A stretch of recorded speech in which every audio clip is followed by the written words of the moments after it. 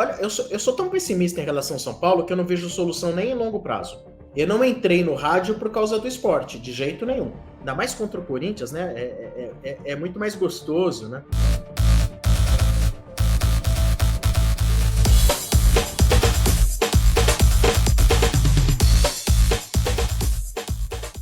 Muito bem, galera, começando mais um Extracampo para você aí que está acompanhando no canal do Esportudo no YouTube.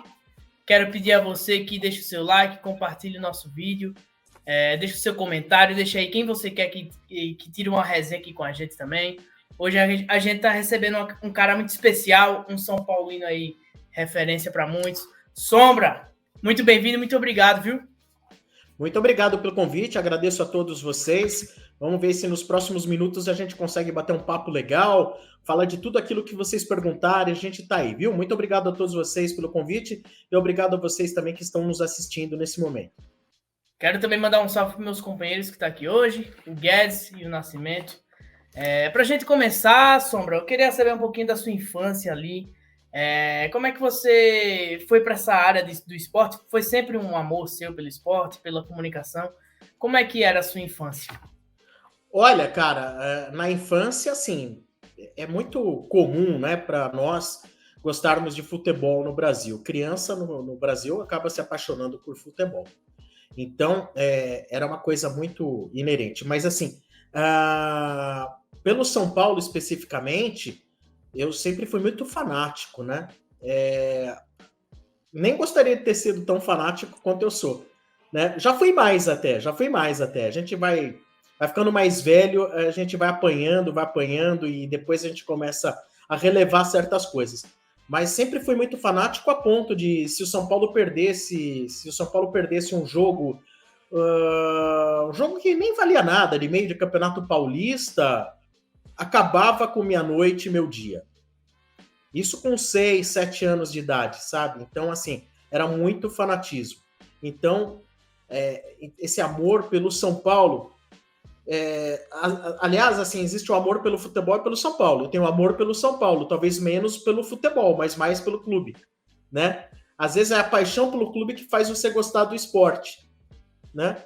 Então, eu sempre fui muito fanático, apaixonado, e graças a Deus, pelo menos na minha infância, até alguns anos aí, eu tive a oportunidade de ver um São Paulo grande, coisa que realmente, infelizmente, tá difícil de ver, né? E aí surgiu a questão da paixão pelo rádio, que eu também tinha desde criança, a paixão pelo rádio, de ouvir rádio desde criança, desde os 6, 7, 8 anos de idade. Então foram duas coisas que cresceram na minha vida concomitantemente. Porém, o rádio aconteceu na minha vida muito antes do que o esporte em termos profissionais. Pegando um pouco o gancho do que você falou, o que me leva a entender mais ou menos é que o São Paulo, a sua paixão pelo São Paulo que te levou para o caminho da comunicação esportiva, podemos dizer assim. Foi mais ou menos isso ou não? Você se encontrou depois? Como é que foi isso? Começo de carreira. Olha, faz sentido. Assim, eu não entrei no rádio por causa do esporte, de jeito nenhum. Eu entrei no rádio por outros motivos que não tinham nada a ver com futebol. Eu entrei no rádio de maneira mais direta em 1989, né? E o futebol só veio acontecer na minha vida mesmo, dentro do rádio, 10 anos depois. 10 anos depois. Então, o rádio ele aconteceu na minha vida de maneira oficial, como trabalhador de uma emissora de rádio, em março de 89, embora já conhecesse o ambiente de rádio um pouco antes, que é uma outra história. Mas, assim, trabalhando especificamente para uma emissora de rádio, foi em março de 89. E em fevereiro de 99 é que a gente veio a começar, então, um programa de futebol feito só por torcedores na Rádio Energia, né? Então, foram 10 anos depois que o futebol acabou acontecendo na minha profissão. A Energia, por si só, é uma rádio que está bem relacionada à música, né? Eu queria saber sobre sua relação com a música, né? Que é um grande símbolo da Energia em si. É um grande fã de música, o que você escuta, né? Um pouco fora de campo, para dar o clima aqui do Extracampo, né? Que é o título do nosso podcast. Então, olha, foi a música que me colocou no rádio, foi a música que me induziu ao caminho do rádio, né? Eu, quando era ainda estudante, eu sempre tive uma paixão pelo rádio, como eu já disse para vocês. Gostava muito de música. Eu era um aficionado por música e rádio. Só que na década de 80, nem tudo aquilo que você ouvia no rádio você encontrava para comprar numa loja de discos ou de fitas cassete e no fim dos anos 80 até CDs. Né? Então, por exemplo, em 1987, eu fiquei a caça, tinha músicas que eu ouvia no rádio, eu falei, queria ter essa música, não tem como ter essa música. Que às vezes eram músicas até que tocavam nas baladas, né, nas casas noturnas, danceterias à época, né? E não tinha isso. Isso era tudo música importada.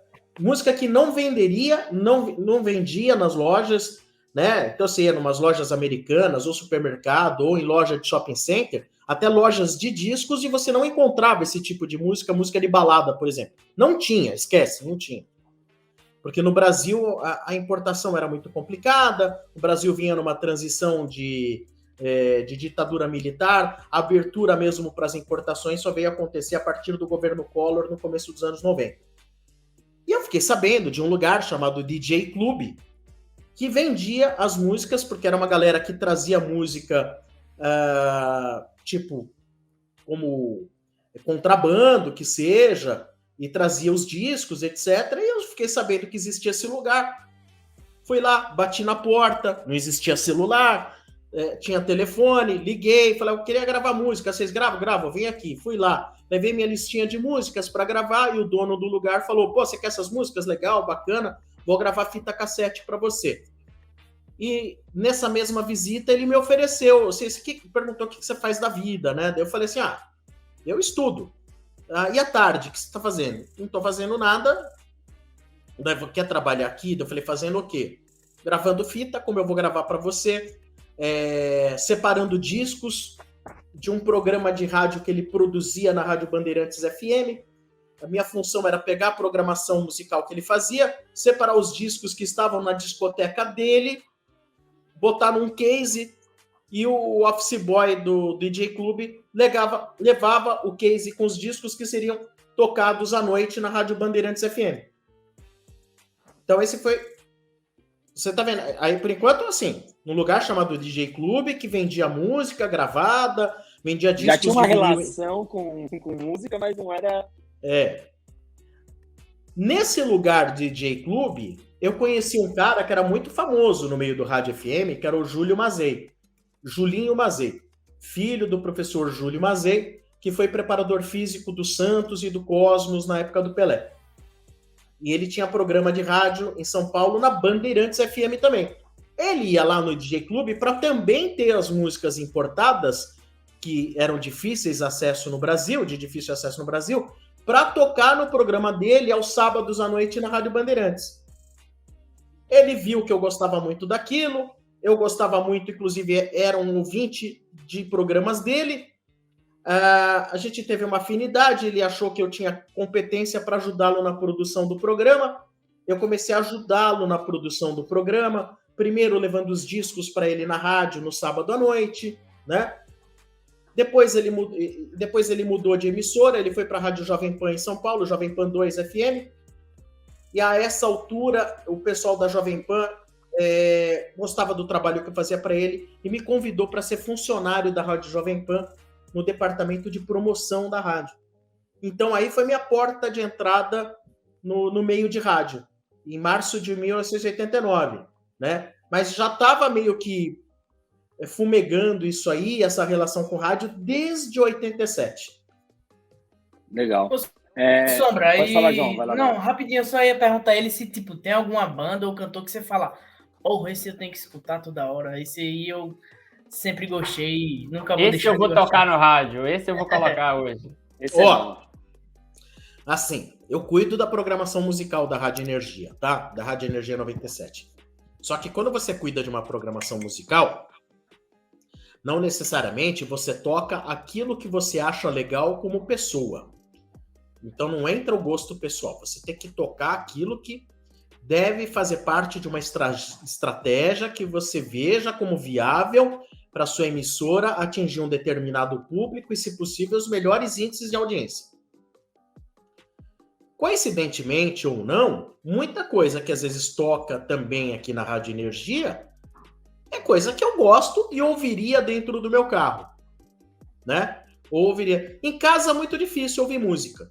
Muito difícil em casa, porque eu tenho uma outra paixão que é séries, filmes, etc. Então, mas ou dentro da rádio, ou no carro, que eu tenho essa coisa de ouvir música. E aproveito, inclusive, esse tempo, muitas vezes no próprio carro, ou aqui dentro da rádio, não só para não para ouvir muitas vezes só o que eu gosto, mas para pesquisar coisas que possam ser legais para a rádio. Agora, dentro daquilo que eu gosto para ouvir dentro do carro, então eu vou falar tanto de coisas mais antigas, tanto na era do soul, do funk, mas do funk norte-americano, né, da música black norte-americana, como Earth and the Fire, né? E aí vamos passar por coisas pop dos anos 80, que eu também acho legal, como New Order, né, como Tears for Fears, e por aí vai. Então é um gosto meio assim do soul, da disco music, e aí vai para um pouco do pop também, e aí transito por aí. Mas também não sou o cara que, assim, banda, por exemplo, você é muito fã de determinada banda. Não é muito fã de muita banda, não. Sou fã de poucas coisas. Artistas, por exemplo, eu achava muito legal George Michael, Prince, Phil Collins, Michael Jackson. Muitos deles eu tive a oportunidade de assistir, seja no Brasil ou até de viajar para ver fora. Mas são basicamente artistas dessa época. Os atuais, eu acho muito legal o Bruno Mars, né, que faz bem essa linha também, muito, muito semelhante à linha dos artistas antigos que eu já falei para vocês. Eu acho o Justin Timberlake um artista muito bom depois que saiu da banda dele, né? Então esse é mais o meu gênero e tipo de gosto musical. Sombra, você falou que você começou na rádio em 89 e só foi parar no esporte em 99. Como é que foi essa transição? Como que foi para você? Foi uma escolha profissional? Algumas coisas te levaram até aí? Como que foi esse momento para você e daí para frente não parar mais de viver e de trabalhar com isso? Lógico, olha, em 89 eu entrei na Jovem Pan. Depois eu passei por mais 2 emissoras, a Manchete FM, que não existe mais, e a Rádio Nova FM, que ainda existe, mas tem uma programação totalmente diferente hoje. Então eu acabei vindo para 97, foi em dezembro de 94. Então o que acontece? Naquela época, lá pelo começo de 99, a rádio ela vivia um momento de muita incerteza, principalmente de como atingir os seus objetivos financeiros, né?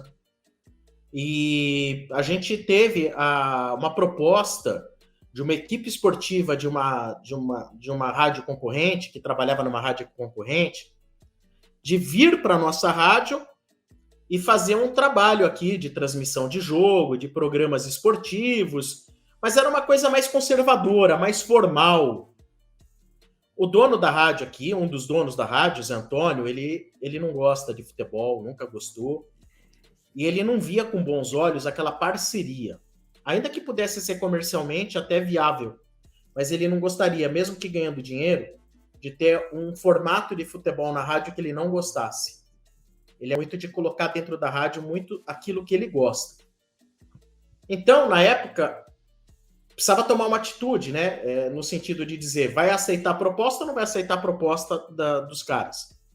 Ele não quis aceitar. Então, eu vislumbrei na época que a gente poderia fazer um programa diferente, feito por torcedores, que éramos nós, funcionários da própria rádio, falando com torcedores no ar. Porque até então, naquela época, não existia debate de torcedor no rádio, não tinha esse negócio de vamos colocar aqui um corintiano, um são paulino, um palmeirense, um santista, vamos ficar debatendo e botar mais torcedor no ar para ficar debatendo. Isso não existia. Até hoje é difícil, né, Sombra? Algo que eu vi. Hoje a gente tem muitos influencers, né? Uma coisa nova mais para essa área. Isso. Mas na época, 1999, não existia nada disso. O que existia era o jornalismo esportivo tradicional, né? De várias rádios, Globo, Jovem Pan, Bandeirantes, né? Então era o que predominava. E o dono da rádio falou, pô, legal, então põe no ar já. No dia seguinte a gente pôs no ar e, cara, se você me disser assim, você achava que ia ser esse sucesso? Eu achava que tinha um potencial para algo, mas eu não imaginava que fosse atingir o sucesso que atingiu. Isso aí eu não posso dizer para vocês que eu achava, tinha certeza que ia ser esse sucesso. Não tinha, né? Eu achava que existia uma coisa boa ali, que poderia dar certo de alguma maneira. Diferente. Algo... que existem vários graus de dar certo, né? Tem o dar certo e dar muito certo. O Estádio 97 foi um negócio que deu muito certo. Mas hoje eu posso te dizer que a gente já é a maior audiência do futebol no rádio FM, envolvendo o rádio AM e FM. Eu tenho os dados e os números para comprovar isso. Muito legal. Ô, Sombra, só um negócio falando disso, a receptividade da galera, por exemplo, eu não torço para nenhum time eu sou torcedor da Lusa, né? Então eu não torço para nenhum dos que estão lá. Mas eu gosto de ouvir. Como que foi isso? Tem torcedores que ouvem, né? Pela simpatia que vocês criaram nesses 20 e poucos anos aí no ar. Eu acho que isso é muito, muito genial do que vocês conseguiram fazer. Não atingir só a torcida do time que vocês estão narrando. Olha, quando a gente estreou o programa em 99, a primeira meta era agradar os ouvintes da Grande São Paulo, onde o Ibope vai perguntar. Os ouvintes da Grande São Paulo são, em ampla maioria, torcedores ou de Santos, Corinthians, São Paulo e Palmeiras. Então a gente tinha certeza de agradar quase 100% de todas as pessoas que gostam de futebol e que moram na Grande São Paulo, que moravam e moram na Grande São Paulo. Então esse era o nosso primeiro objetivo. Com a evolução e a penetração da internet, a gente passou a ter uma reverberação dos nossos produtos para o resto do Brasil e do mundo. De maneira que muita gente que até mora em outro estado e torce para outros times, acaba curtindo o programa, porque a gente não fica só fixo em cima de falar dos nossos times. Aí você fala, não, então vocês ficam falando do Flamengo, Fluminense, Vasco, Galo e Cruzeiro? Muito pouco, mas muito pouco mesmo. Mas a gente passa metade do programa falando de assuntos aleatórios, que não tem nada a ver, às vezes, nem com futebol, e que fazem parte do dia a dia de todo mundo, não importa onde a pessoa mora no planeta. Isso é uma maneira também de você trazer pessoas, mesmo que elas não sejam torcedoras dos grandes times de São Paulo. O Sombrio, o YouTube foi muito importante também para isso, né? Para expandir esse público, não só São Paulo, o eixo aí, né? Mas aqui em Maceió, onde eu moro, muita gente também assiste vocês pelo YouTube, entendeu? Então, como é que foi essa importância, essa migração? De onde surgiu a ideia de levar o programa para o YouTube também? Nós sempre fomos uma rádio antenada no sentido de tentar estar presente no ambiente digital, né? Isso a gente sempre foi muito antenado nisso. Então faz muito tempo que a gente já transmite o Estádio 97 no YouTube. Muito tempo já que a gente já faz isso, né? Primeiro, a gente nem transmitia pelo YouTube. No começo, a gente transmitia pelo site da rádio.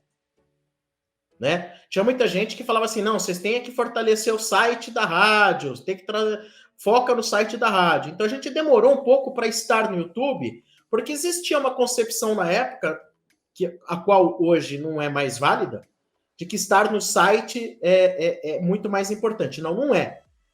Hoje nós temos certeza que estar no YouTube é muito mais importante, porque as pessoas procuram muito mais o YouTube do que os próprios veículos oficiais das emissoras. Né? Às vezes quer ver uma coisa da Globo, você quer ver coisa do SBT, você bota primeiro o quê? Bota lá no Google e vai aparecer, de repente no YouTube aparece um monte de conteúdos que você está procurando.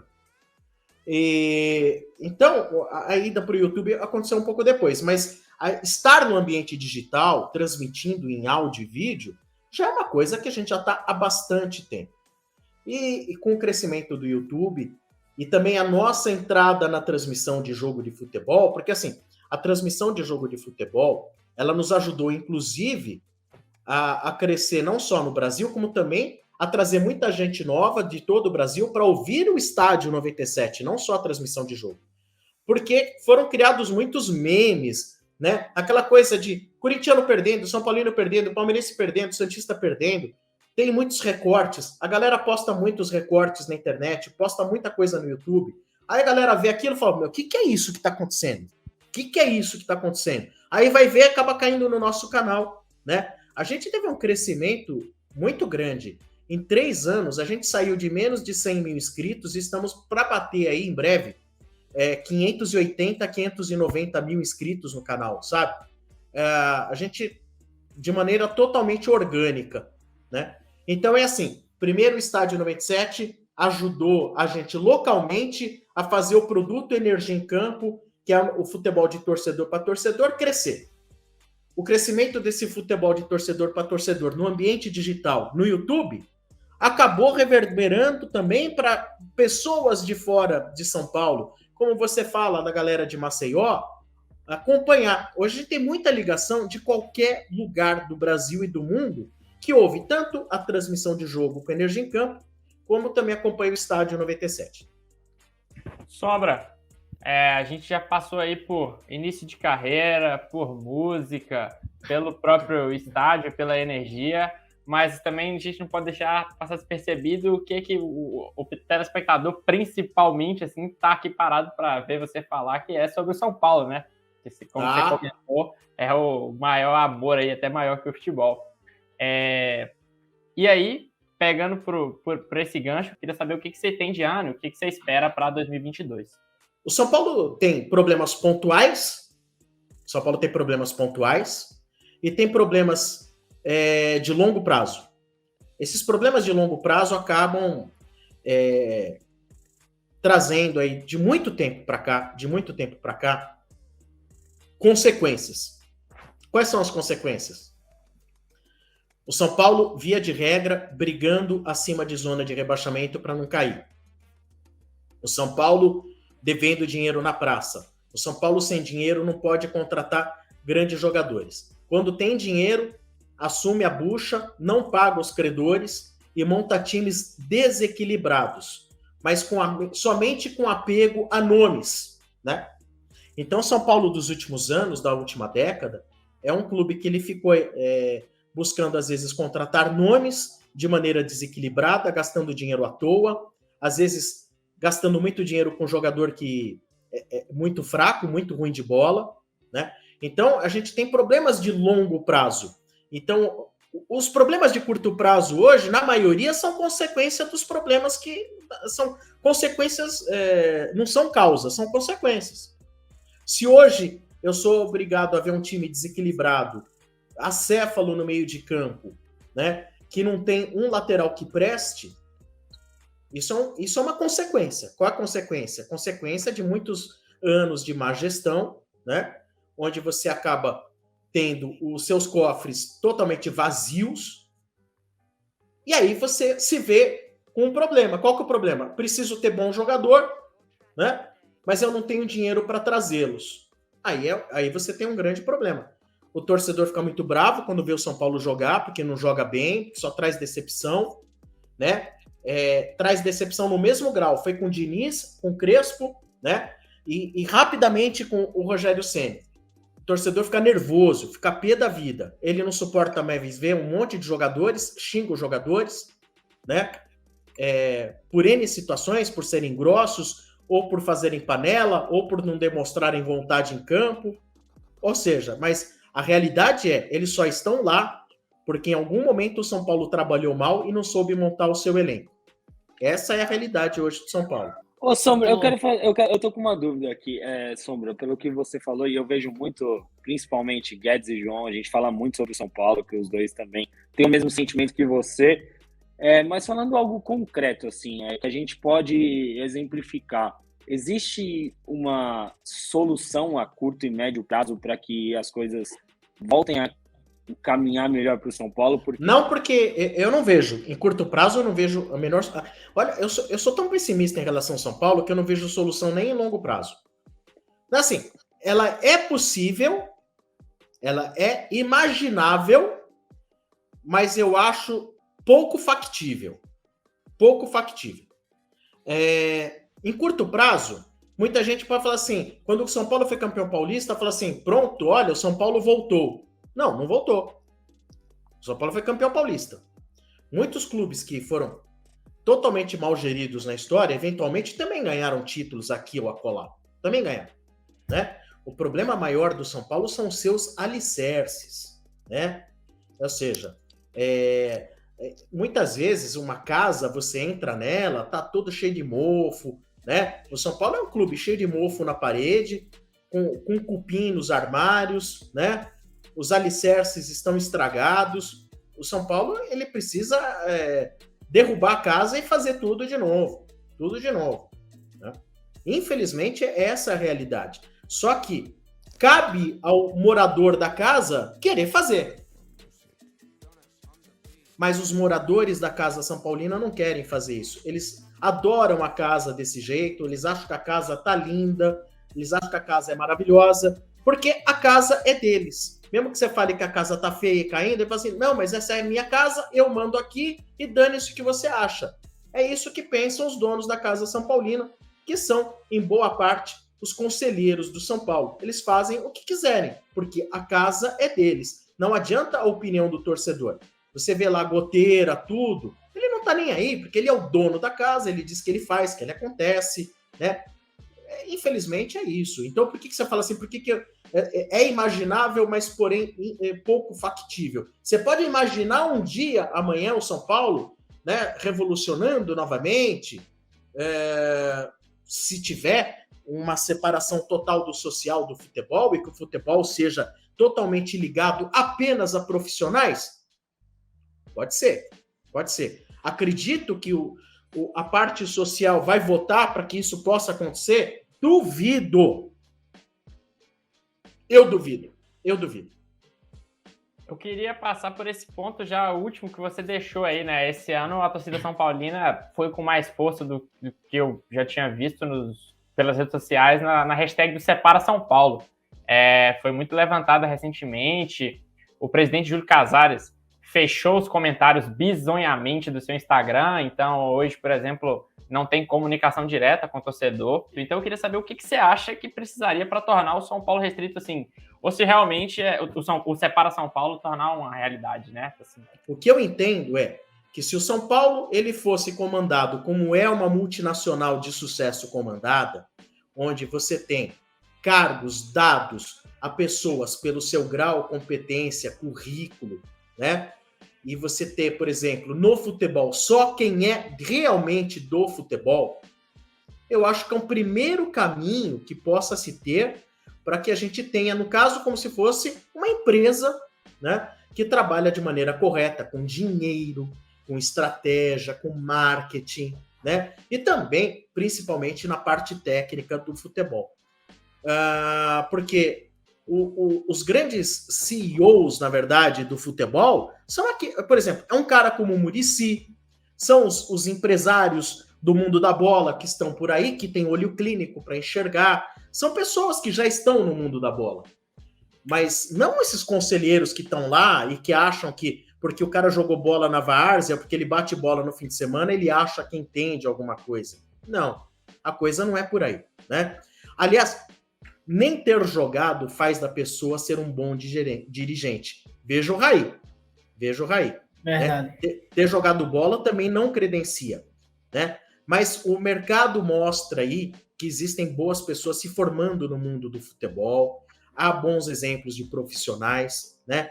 E ter famoso olho clínico. Se o cara é bom, se o cara não é, né?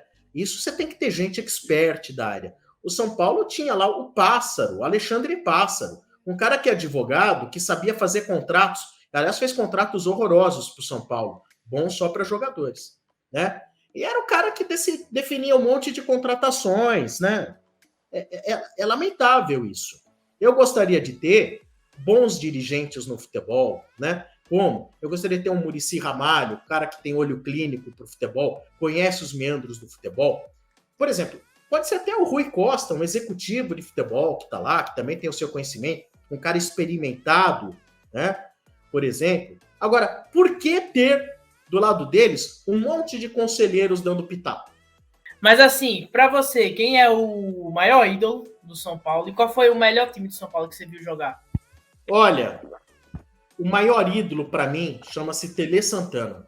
Uma das coisas que mais emocionam, e que faz tempo que eu não vejo, porque até por trabalhar em rádio e poder ter que ficar aqui às vezes dentro da rádio, mesmo em muitos momentos de jogo, mas uma coisa muito legal e emocionante é quando a torcida com o estádio lotado grita o nome do Tele. Olê, olê, olê, Tele, Tele, Tele. Isso é uma das coisas mais emocionantes que eu acho que existe num estádio lotado como o Morumbi. Talvez seja a pena que daqui a uns 10, 20 anos, o Tele seja de uma geração tão mais antiga que ninguém mais grite. Mas o Tele, para mim, é o meu maior ídolo, tá? Agora, o melhor time que eu vi jogar foi o do Tele. Foi o do Tele. Assim, o São Paulo de 92 ou 93 do Tele? De uma maneira geral, 92, 93. 92, 93. Os times são muito parecidos, né? Eu acho que assim, o melhor momento foi do meio de 92 até o meio de 93. Mas é o time do Tele, da geração do Tele, foi o melhor que eu vi. Teve um outro grande time do São Paulo que eu vi jogar, que foi dos Menudos do Morumbi, né? O embrião começou em 84 e foi até basicamente 87. Jogou muito, mas não teve as mesmas conquistas que o time do Tele. Era um ótimo time também, mas aquele time do Tele tinha algo assim de especial, realmente tinha algo de especial. Marcou muito a época no futebol brasileiro, tá no mesmo patamar lá do Flamengo, do Zico, do começo dos anos 80, né? Em termos de qualidade de futebol apresentado. E talvez alguns outros times aí que apresentaram em algum momento, né? Mas é lógico que eu vou puxar sardinha pro São Paulo, porque eu sou torcedor de São Paulo. Ô, Sombra, nessa linha mais saudosista, qual foi o momento mais marcante seu com o São Paulo em loco ou em uma transmissão, em algum momento assim, algum título, alguma coisa que te marcou para sempre, assim? A primeira Libertadores de 92 foi marcante, que eu estava no estádio. O Campeonato Brasileiro de 78, vendo pela televisão, que na verdade é o Campeonato Brasileiro de 77, que foi disputado em 78 a final. Né? Então, em 78, eu tinha 9 anos já, e para mim foi marcante, foi o primeiro grande título que eu vi. Né? Eu lembro, o pai do meu vizinho era São Paulino fanático, e os São Paulinos não eram maioria. Nunca falou, o São Paulino nunca foi maioria, porque a maior torcida sempre foi a do Corinthians, mas o São Paulino brigava com o Santos pelo 4º lugar. Brigava com o Santos ali em 3º e 4º lugar. A do Palmeiras era bem maior do que a do São Paulo. E eu lembro, o pai do meu vizinho lá, o Rubinho e tal, o pai foi pro Mineirão, né? Então, poxa, e eu lembro, era um domingo de chuva em São Paulo, frio e chuva, todo mundo assistindo a final do Brasileirão, cara. Foi um negócio marcante, sim. Aí à noite, eu lembro, eu fui com meus pais, eu fui comer pizza, eu via vários carros nas ruas com bandeira do São Paulo. Foi a primeira vez que eu pude ver uma comemoração de título na rua, né, com as pessoas com camisas, bandeiras. Isso aí, para mim, foi muito marcante também. Ainda nessa onda de memória aí, né? Queria saber sobre um gol específico. Acho que todo mundo tem na vida assim, um gol do São Paulo que marcou aquele gol que você fala, pô, nunca vou esquecer disso aqui, arrepio só de lembrar. Dizer de um único gol é tão difícil, gente. Mas talvez os melhores gols do São Paulo na minha vida, eu não estive no estádio. Em 78, São Paulo e Palmeiras, a 2 minutos de acabar o jogo na prorrogação, um gol de cabeça do Serginho, eliminando o Palmeiras na semifinal. Isso para mim foi muito marcante. Como eu disse para vocês agora há pouco, eu quando criança já chorava pelo São Paulo. Faltava 2 minutos para acabar o jogo. Era 28 minutos da prorrogação. E alguns minutos antes eu já estava ajoelhado numa cadeira na cozinha, rezando, né? Ouvindo rádio, Fiore Giliotti na Rádio Bandeirantes. E o meu pai falou, calma, o Serginho tá jogando, o São Paulo é o time da fé, daqui a pouco ele faz um gol. Cara, deu alguns minutos e o Serginho fez um gol. Aquilo para mim, aquela explosão de felicidade é inigualável. Gol do Careca no Campeonato Brasileiro de 86, gente, o que foi aquilo? Né? Também na prorrogação ia acabar o jogo, o Careca vai lá, iguala tudo e a gente vai para os pênaltis, né? Uma loucura tudo isso, né? São coisas impressionantes.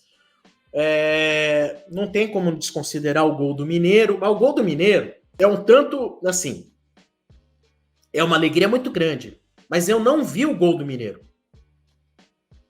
E eu acordei com os fogos do gol do Mineiro, porque eu estava tão nervoso que na noite anterior eu tomei um remédio para acalmar. Não acordei para ver o jogo. E acordei com os fogos porque o Mineiro tinha feito o gol. Então, você sai coisa de estar dormindo, relaxado, e vai ao ápice, vem sabendo do gol do Mineiro, que você corre, liga a televisão e os caras estão comemorando. Foi uma loucura isso. Grande Coração.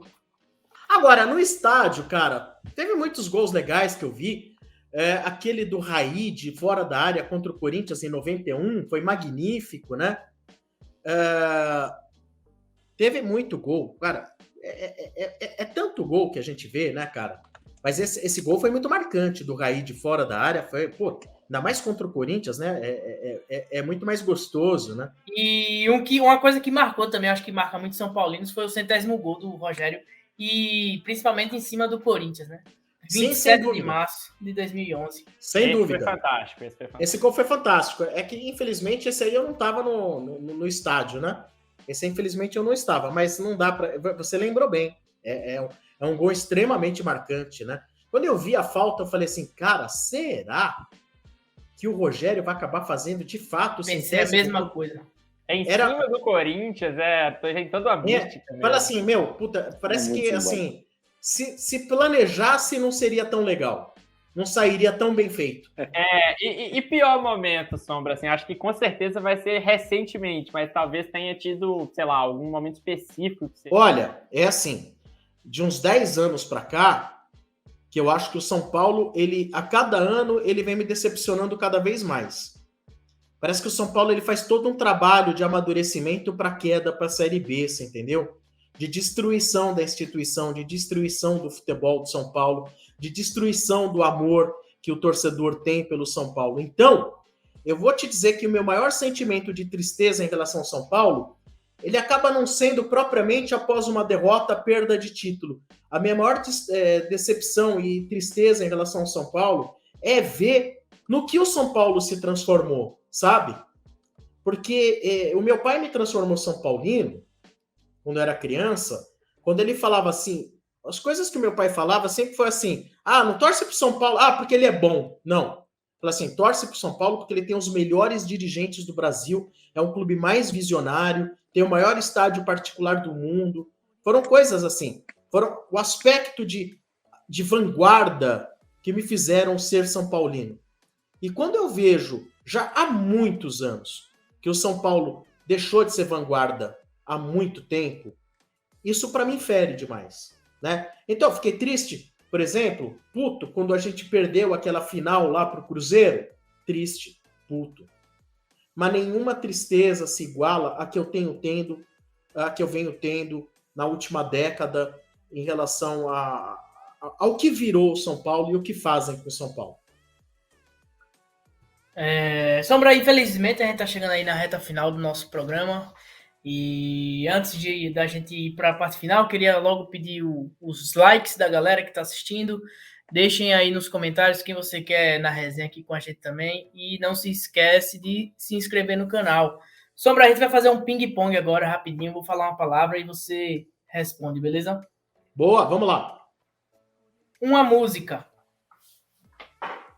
Uma música? Ai, rapaz, uma música... Caramba!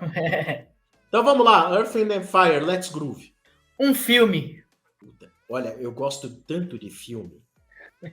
Eu gosto não dá, né? Hã? Não dá, né? Não dá, né, cara? Rapaz, tanto filme. Rapaz, agora você me coloca assim numa situação complicada. Um filme, porque assim, eu não tenho um filme que você fala assim, nossa, esse filme eu quero ver 20 mil vezes, é um filme que marcou minha vida. Eu não tenho um filme específico. Você tem um gênero preferido, pelo menos? Suspense e drama. Drama e suspense. Ilha do Medo, do Leonardo DiCaprio? Esse eu não gostei. Não gostou? Não gostei desse aí. Que isso? Esse eu não gostei. A Origem, pelo menos, talvez, do Léo DiCaprio também? É bom, muito bom. Esse sim, muito bom, com certeza. Boa.